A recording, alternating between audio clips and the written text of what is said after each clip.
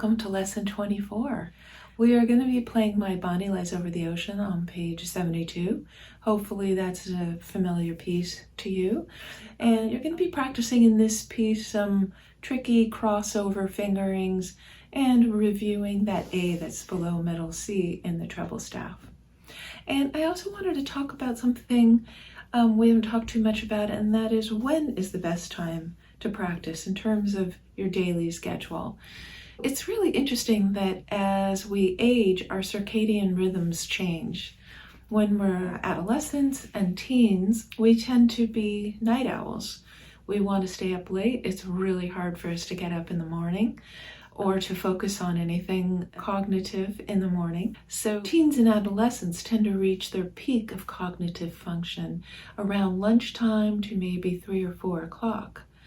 Whereas with older adults, we tend to be strongest cognitively in the morning hours.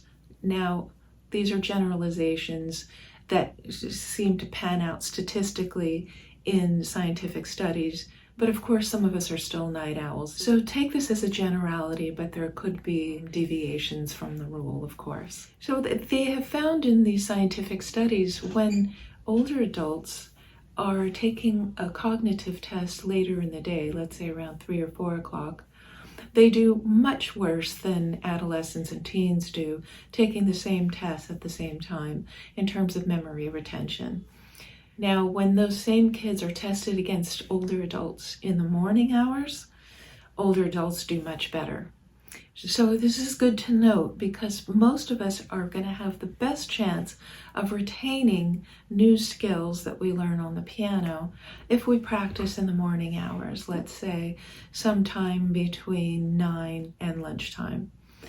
It's kind of a nice time to practice when you first wake up because you're not so judgy early in the morning. So if you just play first thing in the morning, you might tend to be a little bit more creative. But in terms of memory retention, after you've had your breakfast, that's a really good time to practice. You'll have the best chance of remembering new skills if you're practicing in the morning hours. Now there is another kind of special time, and that is right before bedtime. Right before bedtime, if we practice something, sleep helps to embed those skills into long-term memory.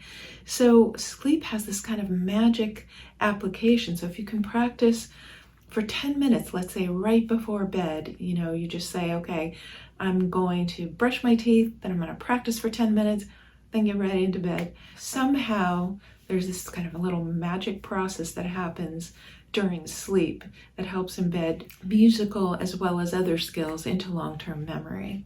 I find for myself that if I practice in the morning and if I do my exercise in the morning, I'm most likely to get it done. And of course, that's the important thing, is find a time when you're most likely to be successful and get your practice done. So it's just something to think about.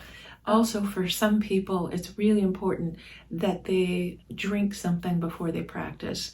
You want to make sure that you're hydrated. You don't want to be hungry. You don't want to be thirsty when you're trying to do something and retain it in your long-term memory. So be sure that you're hydrated and that you've eaten, that you're awake when you practice. Okay, that's my soapbox for today.